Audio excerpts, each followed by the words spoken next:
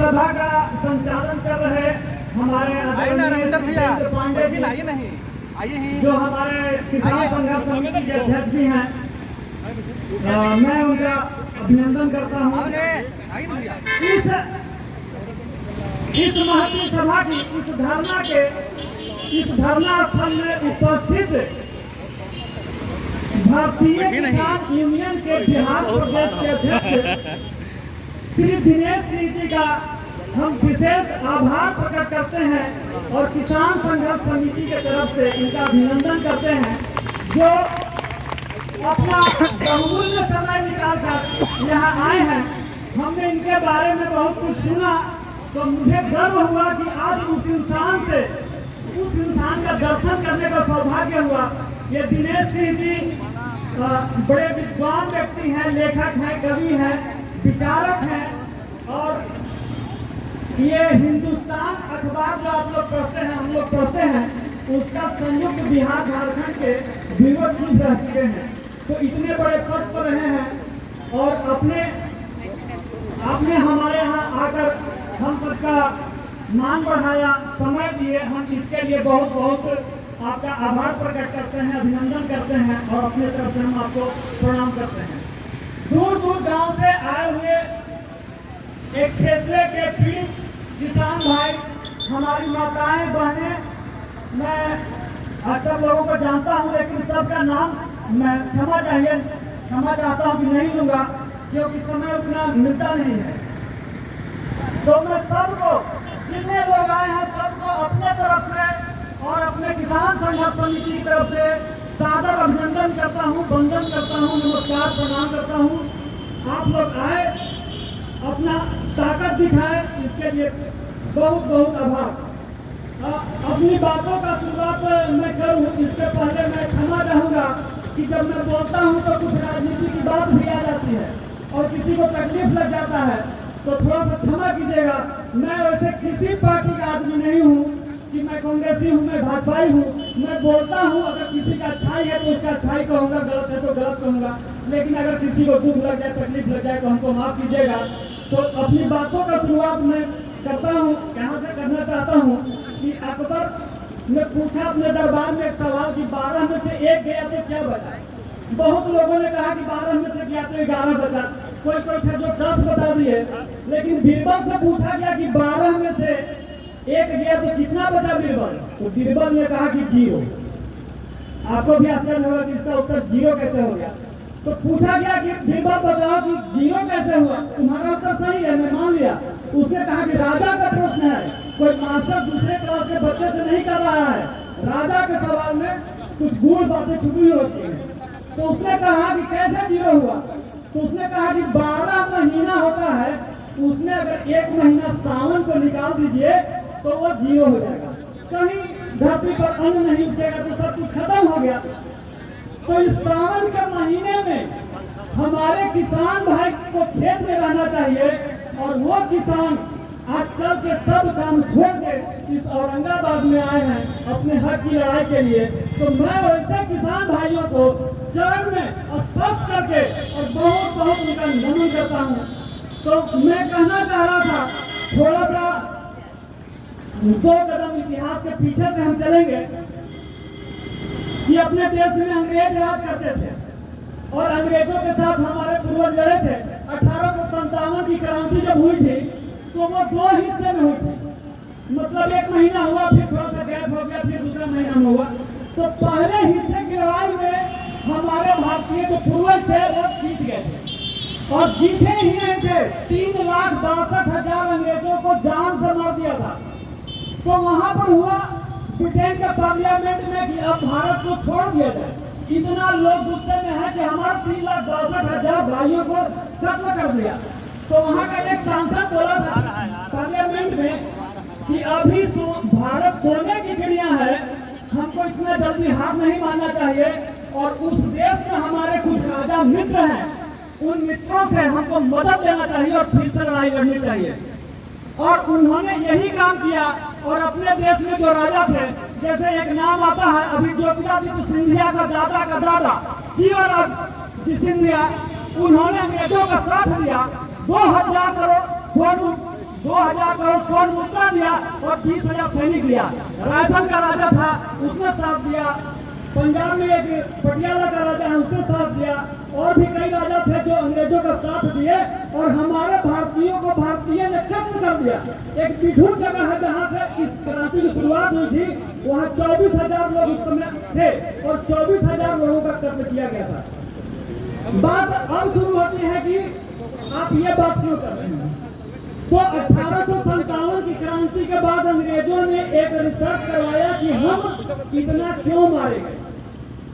तो उनके खुफिया विभाग ने रिपोर्ट दिया अंग्रेजों को कि ये क्रांतिकारी इसलिए लड़े क्योंकि इनको भारत के किसानों ने सबसे ज्यादा मदद किया था। 4,000 करोड़ स्वर्ण मुद्रा क्रांतिकारियों को भारतीय किसानों ने दान में दिया था। अब ये खुफिया रिपोर्ट अंग्रेजों की पार्लियामेंट में एक लाइब्रेरी है, वहाँ पर सुरक्षित रखा हुआ है, आज भी कोई जाके देख सकता है, पढ़ सकता है। तो उसने बताया कि यहाँ के किसान बहुत समृद्ध हैं और उन्होंने 4,000 करोड़ सोना का सिक्का दिया क्रांतिकारियों को और उस पैसे के दम पर ये लड़े और इतना 3,62,000 हमारे भाई मारे गए। तो अंग्रेजों ने क्या किया कि किसानों के खिलाफ 2 कानून बना दिए। एक कानून बनाए क्योंकि उनकी दुश्मनी हो गई किसानों से, उनका था कि किसानों को बर्बाद कर दो, ये इतना मजबूत ही ना रहे। तो 2 कानून बनाए थे।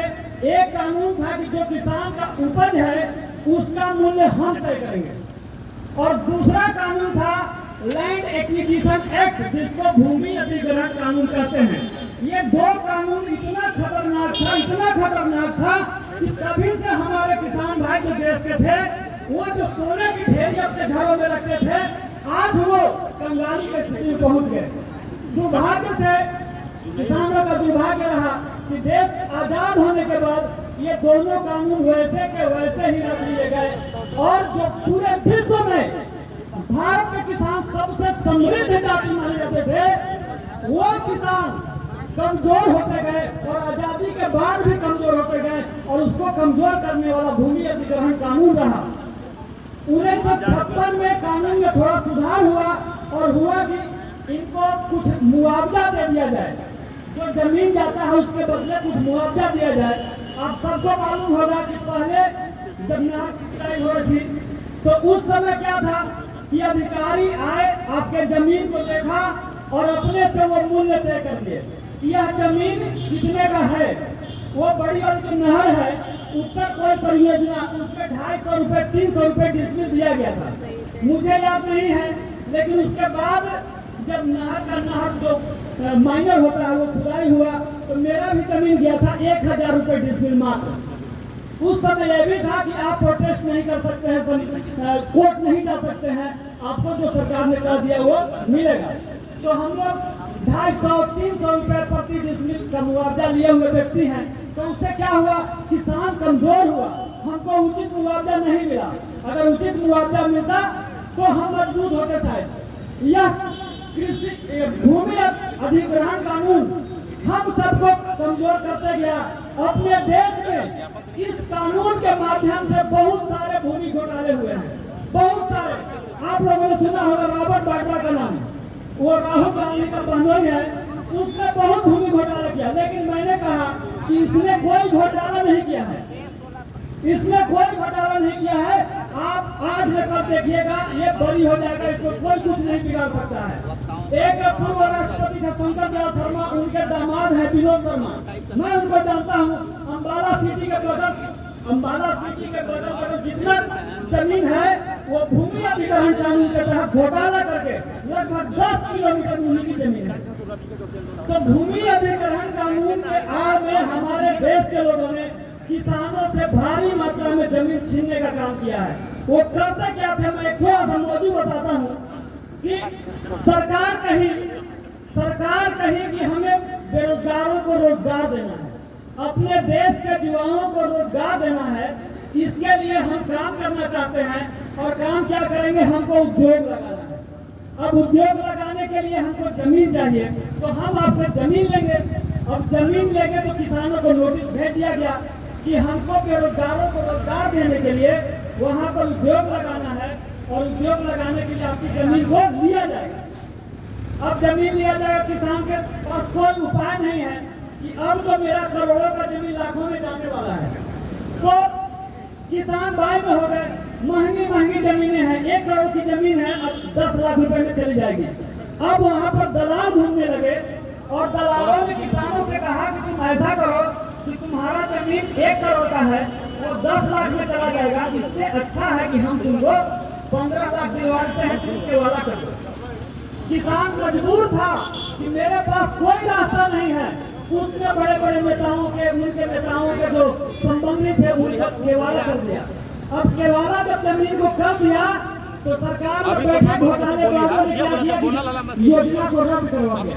मान लीजिए अभी अगर ये एक्सप्रेसवे की योजना रद्द हो जाए तो फिर हमको यहाँ पर आने की जरूरत नहीं है, तो योजना ही रद्द कर दिया गया और किसानों ने जो जमीन लिख दिया था। इस तरह से बहुत बड़े बड़े नेताओं ने बहुत भारी मात्रा में जमीनों का हड़प लिया किसानों से। उसी में एक नाम रॉबर्ट वाड्रा का है। अभी 2 महीना पहले हरियाणा की सरकार ने क्लीन चिट दिया। सर मानी चाहिए जो रॉबर्ट वाड्रा के नाम पर ये वोट मांग लिए कि भूमि घोटालेबाज है, उसी रॉबर्ट वाड्रा को क्लीन चिट भाजपा की सरकार ने दिया हरियाणा की। अब क्लीन चिट को देना ही है क्योंकि वो केवाला करवा चुका है। तो इस कानून से हम कमजोर होते गए और एक हम नाम लेते हैं। मैं तमाम कहता हूं कांग्रेसियों को कि उन्होंने विनोद शर्मा कांग्रेसी, उसने लूट लिया, हुड्डा ने लूट लिया, रॉबर्ट वाड्रा ने लूट लिया। जब कृषि भूमि अधिग्रहण कानून पर कुछ लोगों ने आंदोलन करना शुरू किया तो एक जगह है भट्टा परसौर, ग्रेटर नोएडा में एक जगह है भट्टा परसौर, वहां पर किसानों की जमीनों का अधिग्रहण होना था और अधिग्रहण होना था तो लगभग 3 महीने तक वहां के किसानों ने आंदोलन किया कि हम अपनी जमीन नहीं देंगे। वहां की जमीनें काफी महंगी हैं। तब वहां पर इतना बड़ा आंदोलन हुआ। उस आंदोलन में राहुल गांधी गए थे और उस समय में नोएडा में रहता था, पत्रकारिता करता था, तो मुझे खूब याद है। वहां गए और किसानों से मिले, किसानों ने अपनी समस्या बताई। उन्होंने कहा कि हमारी जमीन है 1 करोड़ की, आप ले लोगे 10 लाख में और उसको बेच दोगे 15 लाख में और साइड से पैसा ले लेते हैं, चलो 20 लाख तुम दे दो, तब पर भी तुम नफा में हो, फायदे में हो। लेकिन मत तो हम किसान गए। राहुल गांधी ने पूछा कि होना क्या चाहिए, आप किसान भाई बताइए। तो एक किसान ने कहा कि जब हम ग्रेटर नोएडा से विस्थापित हो जाएंगे तो हम नोएडा में जाएंगे, हम गुड़गांव में जाएंगे, बम्बई दिल्ली जाएंगे, तो उस हिसाब से हमारा मुआवजा मिलना चाहिए। तो राहुल गांधी आके अपनी सरकार से कहे कि इस तरह का कानून बना दो कि बाजार भाव से 4 गुना अधिक कीमत मिलना चाहिए। उस समय की मनमोहन सरकार ने हाथ खड़ा कर दिया कि बाजार भाव से हम 4 गुना अधिक देंगे तो सरकार ही बिक जाएगी। लेकिन उसने कहा कि मैं वादा करके आया हूं, लोग कहेंगे झूठ बोल दिया, तो इसको पारित करो। और मैं धन्यवाद दूंगा राहुल गांधी को कि उन्होंने पारित करवा दिया। 4 गुना आज जो मुआवजा मिल रहा है वो 4 गुना मुआवजा मिलने का सिस्टम राहुल गांधी ने करवाया था। लेकिन उनके बहनों पर भी आरोप है कि उन्होंने कई